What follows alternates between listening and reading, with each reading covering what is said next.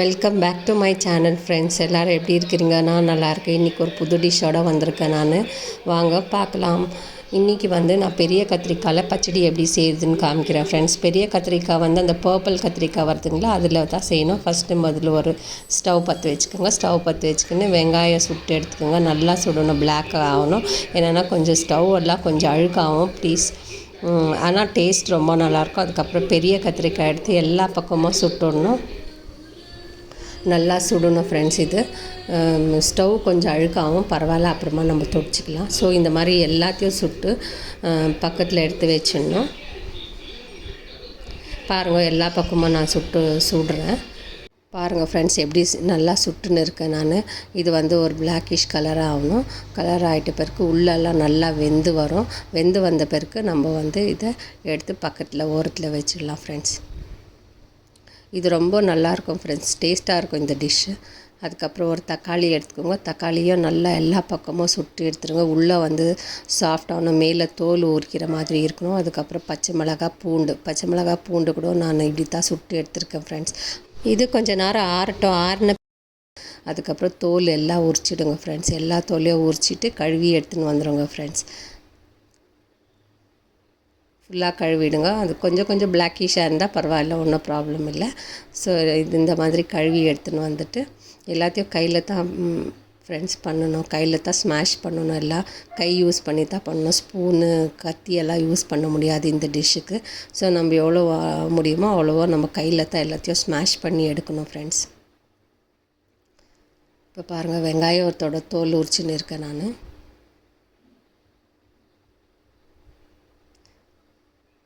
கத்திரிக்காயோட தோல் கூட உரிச்சி காமிக்கிறேன் பாருங்கள் எப்படி இருக்குதுன்னு சொல்லிவிட்டு. இப்போ ஆல்மோஸ்ட் எல்லாம் உரிச்சியாச்சு. இப்போ லாஸ்ட்டாக கத்திரிக்காய் தான் உரிக்கணும் ஃப்ரெண்ட்ஸ். நான்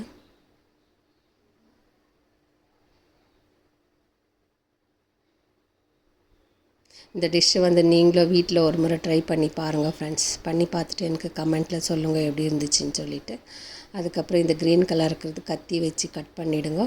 அதுக்கப்புறம் பாருங்கள், நான் எல்லாத்தையும் உரிச்சிட்டு அதுக்கப்புறம் உங்களுக்கு எப்படி இருக்கும்னு சொல்லிட்டு காமிக்கிறேன் ஃப்ரெண்ட்ஸ். பாருங்கள், இந்த மாதிரி தான் இருக்கும்.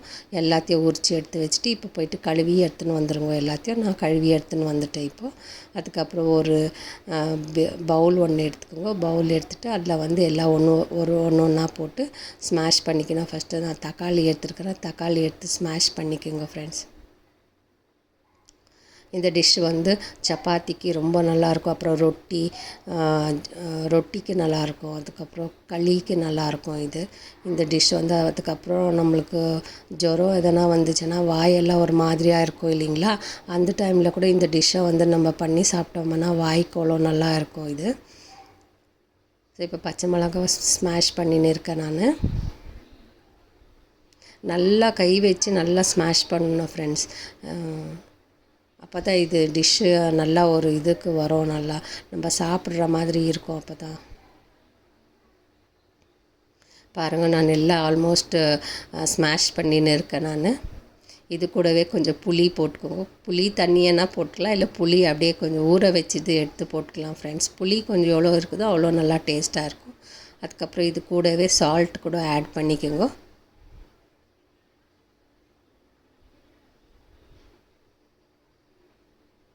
இது எல்லாம் சுட்டுட்டு நம்ம பண்ணுறதுனால டேஸ்ட் ரொம்ப நல்லாயிருக்கும் டேஸ்ட்டு. நாங்கள் அடிக்கடிக்கு இதை வீட்டில் செஞ்சு சாப்பிடுவோம் ஃப்ரெண்ட்ஸ். நாங்கள்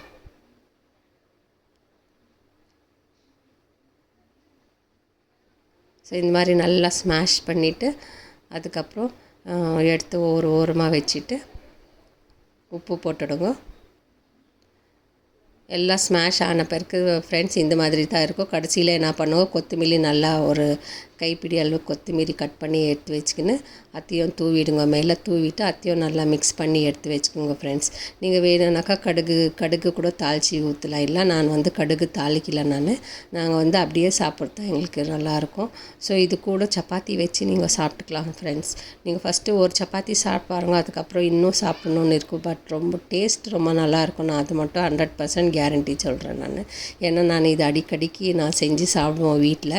அதுவும் பெரிய கத்திரிக்காய் டிஷ்ஷு நல்லாயிருக்கும். ஸோ இந்த மாதிரி ஒரு முறை நீங்கள் வீட்டில் பண்ணி பாருங்கள் ஃப்ரெண்ட்ஸ், ரொம்ப நல்லாயிருக்கும் இந்த மாதிரி டிஷ்ஷு.